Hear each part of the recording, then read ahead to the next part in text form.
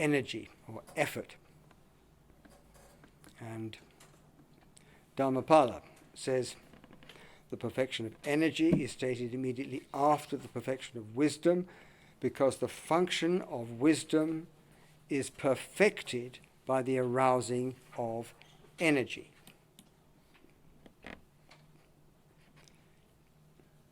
This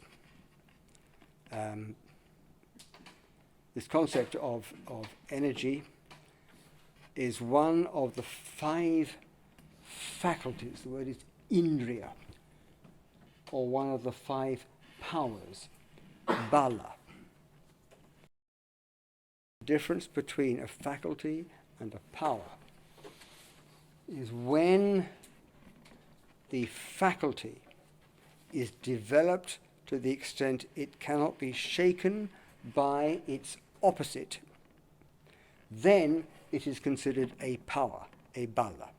So there are 5 indriyas and 5 balas, exactly the same, but one is more strongly established. It cannot be shaken by any opposites. And the 5 are Sada, Panya, Sati, Samadhi, and Viriya. And there are 2 pairs, Sada and Panya, Samadhi and Viriya. And keeping control over everything is Sati. So the first is Saddha. Saddha means confidence. Not blind faith, but confidence that we are following the right path based on our experiences. We see the benefit of the practice. We may be inspired by the example of someone else, and we decide to try to copy or follow them. But eventually, it is based on our own experience. For example, if you take up a practice like mindfulness of breathing, and you see from your own experience the benefits of this practice, then you're developing confidence in it.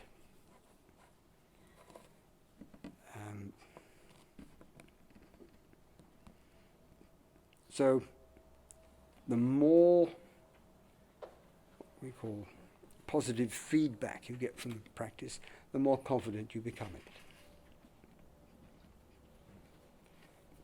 Then there is effort, Viriya. The more confident we are, the more likely we are to develop energy, to apply ourselves. There can be no progress in any endeavor, whether it's spiritual endeavor or anything else, without a degree of effort. So, effort is something that we have to develop and to maintain, despite sometimes things going wrong and we have negative experiences and we seem to have gone down a blind alley. We have to develop Viriya, sometimes translated as persistence. Persistence in the face of difficulties, problems.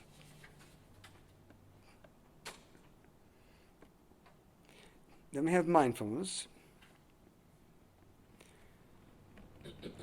Inspired by the degree of confidence we've developed, we make an effort to be aware, to recognize what is happening in the moment, in the present moment, without judging it, without controlling it, just being aware of it, just watching it. And this means we develop the quality of being awake, seeing things in a non-judgmental way, just being aware of what is going on from moment to moment in both mind and body. Concentration, samadhi, this is holding the mind on a specific object and maintaining the awareness of that object as deeply and as thoroughly as possible. So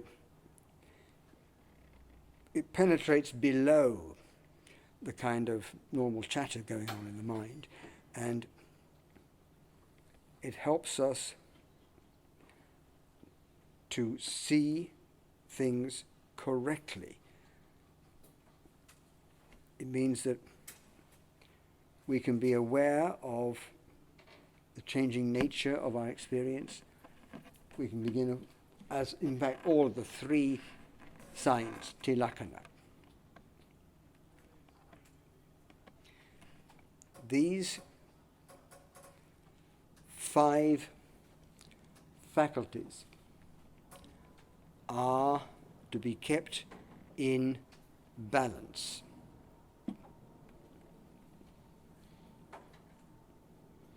Faith and wisdom.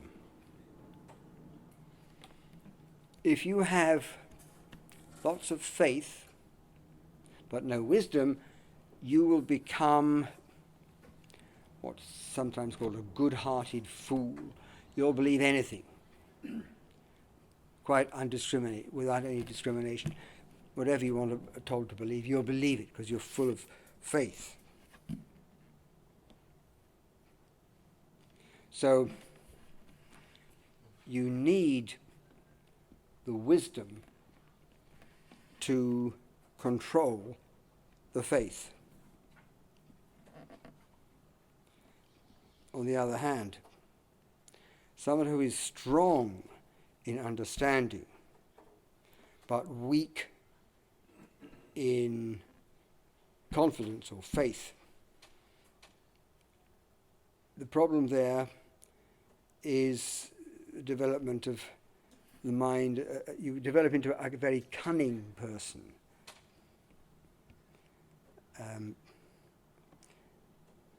Which means that you are again developing lopsided. But what we try to do is balance these two so that we develop confidence in things only when there are good reasons, good grounds for developing the confidence. That's the top 2. The bottom 2, samadhi and viriya.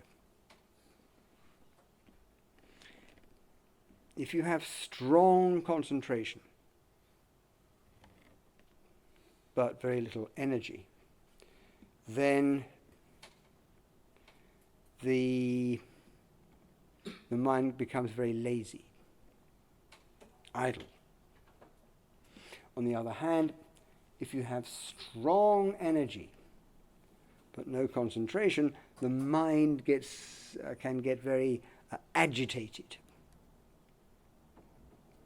full of charging around all over the place, but not focused on anything as it should be. And then keeping these other 4 qualities in balance is sati, mindfulness. The others have to be balanced, but sati is in overall charge, and you cannot have too much sati. So sati is what protects the mind from lapsing into some of these other unbalanced states. And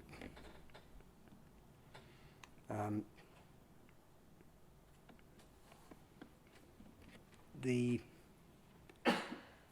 effort in all of this has to be balanced. I'm sure that some of you know Venerable Sona, the lute player. The lute is a stringed instrument. And Sona had been a lute player before he became a monk. And the Buddha said to him, Sona, when the strings on your lute were not too taut nor too loose, that was when you got the right note. Similarly, if you are over, in terms, if you are too tense, if you're applying too much effort, or if you're too lax, too slack, that will not be the right way to practice. So this effort has to be balanced correctly.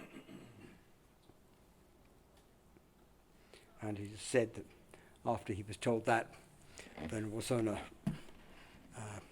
retired to a wood and meditated and reached enlightenment.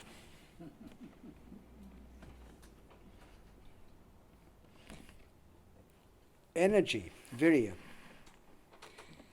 is not so much a quality all of its own, independent.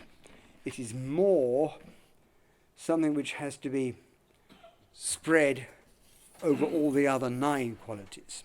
It helps to mature all the other 9 qualities.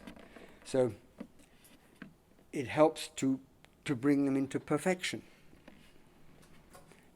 So it's not so much a quality all by itself, it's what effect it can have on the other 9.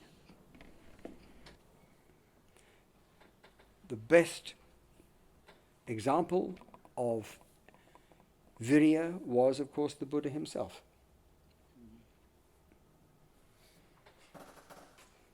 On the night that he attained enlightenment, he said, "Let only my skin and sinews and bones remain, and let my flesh and blood in the body dry up. I shall not permit the course of my effort to stop until I win that which may be won by human ability, human effort, and human exertion." So it was that night that he attained enlightenment. And then for the rest of his life, the remaining 45 years, we have plenty of evidence that he was a very energetic person. Probably for 8 or 9 months in the year, he would be traveling around, spreading his teaching. Most days, he would spend time teaching and training his monks. And then maybe later in the day, he would speak to lay people. And it is said that during the night, heavenly beings, devas, would come and consult him as well. So he got by with just a couple of hours of sleep every night, so we're told. One reason why it's very important is, as with the development of wisdom, it's something we have to do for ourselves. progress is something for which we are responsible. The Buddha gave the analogy. He said it is like digging a ditch or building a wall. You will go down or you will go up, depending on your own effort. The Buddha is not going to wave a magic wand and give us enlightenment. It's up to us. So we start from a defiled mind, a mind full of negative qualities, and we work towards the liberated mind, in which all of the negative qualities have been eradicated. But it's something only we can do for ourselves, not something anybody can do for us. So that is why effort is so important.